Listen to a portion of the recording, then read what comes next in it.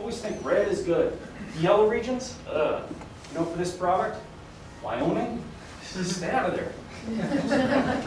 But take a look at California, it's bright red. Texas, Illinois, Pennsylvania, New York, New Jersey.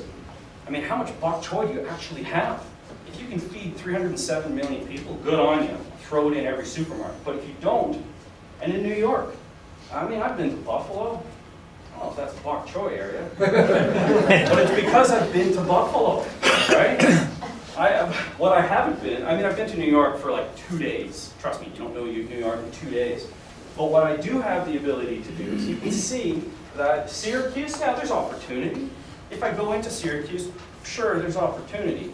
But if I'm a Mexican greenhouse that's invested $15 million in bok choy, and taking me 5 years to grow this stuff and to get it really going well, which is how long it really takes for a successful crop, I want to make sure that I'm going into the locations where I have the greatest opportunity.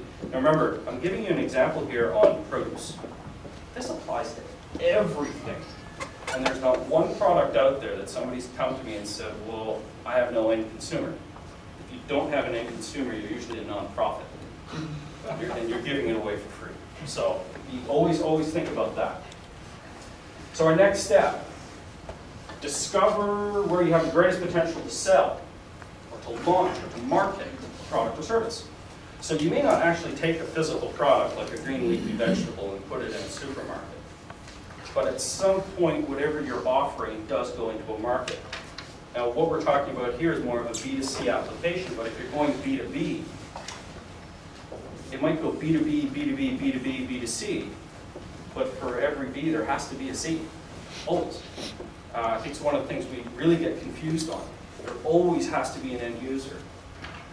Now, when we take a look at some of the quote-unquote analysis that we've been doing here, there's only 2 things you have to remember. It's the easiest part of all this, and that is that red is good and blue is bad. That's it. I mean, I personally used to spend 3 months to complete a single analysis of a single state for what you're about to see, which what our servers do now in a matter of minutes for the entire United States. And when I say the entire United States, we saw the map of the US. You've defined your client at such a low cost, and you have the ability to go into all 323 major cities in the United States. For that, all 323 major cities. And the good part is that I'm not giving you an Excel sheet to look through to see, well, okay, California's looking at 2% higher than New York. What does that mean? I have no idea. Even when you're looking at market share, 0.2% higher. I don't, whatever. That doesn't make sense to me. And that doesn't make sense to most professionals within any type of retailer distribution system. Red is good, blue is bad. So here we have the Earth. It's a big place. So is the United States, 307 million people. And this is actually the product. You get to go. This is actually the product here we're looking at. So it's all visual. So we're going to go into New York. We can even see already where you have opportunity for Asian vegetables. Now, orange and yellow. Orange is pretty good. Yellow is a statistical baseline. But blue, just stay out of there. So you can take a look at red. Now, each one of these little squares is a neighborhood. This is pretty accurate targeting going on. All the white little areas, all those white little areas, these are your top 100s. These is the low-hanging fruit. Don't climb the apple tree if there's one right there. That's the whole point of this. Take a look at Upper Manhattan. Upper Manhattan, we're clicking on a neighborhood, and Upper Manhattan has a 0.5% Asian in that neighborhood. There's no Asians there. If you're growing a vegetable that is highly consumed by an Asian population, why are you going to place it in that market? At the same time, there's very few families there. There's a couple percent. So it's a bunch of single people that aren't Asian. It's not really helping your product. Here, householder Asian is 7.6%. That's very large compared to the average of the United States, approximately 4%. Now what happens is you're able to go ahead and go through each neighborhood and click through, but more visually, you're able to see the concentrations. First of all, we went into New York because we knew New York was a good idea. Take a look here, we've got Chinatown. I've never been here, but I just thought it was cool because one of the top clusters was actually Chinatown. 85%. That's That's incredible. I mean, that's the symbol of the symbol of demographics. But if you were to purchase your own demographics, I guarantee you, you never found that neighborhood. That's the whole point of this, is that it's not an Excel sheet. You've got an Asian, what do we got here? Try to eat healthy foods, 5.5%. Now, American average is like 0.5%. So you got a lot of healthy Asian population there. So as we go over the bridge, as we come up, now we can see the neighborhoods changing. It's a visual change. We click here, 1.4% just over the bridge. So if you're placing your product in this region, I don't know what you expect. The whole point of, well, I've got this amazing product, I'm just going to place it. People have to buy it. It doesn't work whatsoever. The ability to make a targeted campaign, to make a targeted effort, as we go through, look at all these blue neighborhoods here. I mean, this is like a pit of despair for bok choy. Bok choy's got 4 days. 4 days on the shelf. Then what happens to it? Actually, if you're the producer, you're the distributor, you got to truck it out from Walmart or wherever it is. You got to truck it out and incinerate it, so you can see the cost of this. Oh, we just went to Atlanta. Take a look at this. I've never been to Atlanta. Look at that quadrant up there. It's incredible. This is Asian households. These are families. 10.3% in Atlanta. We zoom right in. We can see them all.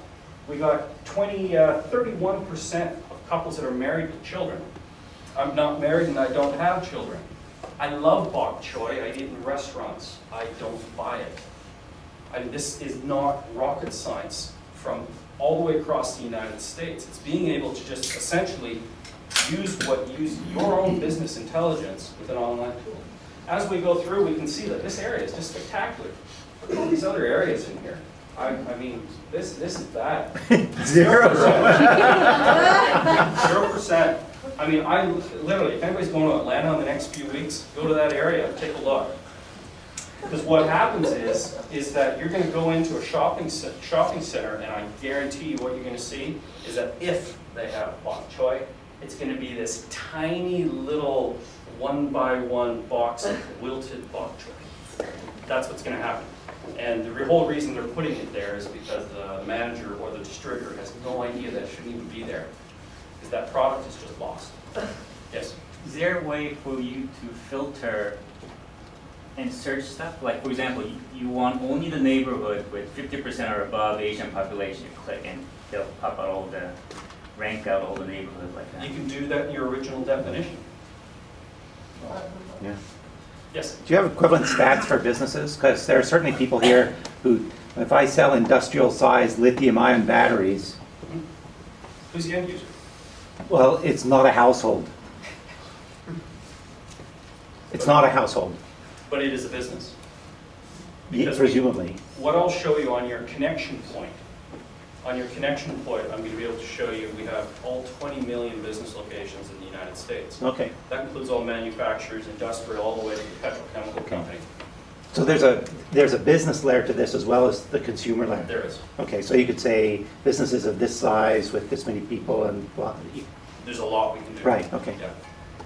On the heavy industrial side, we would have to do a little more in-depth on your behalf, because when we're talking about large lithium-ion batteries, are they going into a Prius? It's not me. Yeah. I'm just. I wanted.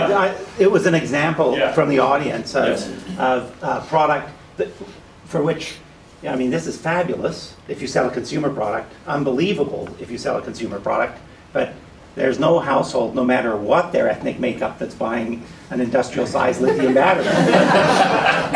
Yeah, but my point is that that battery has to go somewhere. If it's going into a factory, Well, okay. okay, So because the U.S. Department of Commerce has those $20 million. So I was asking about the data layer under. That's why I was asking about the data layer underneath. you got it.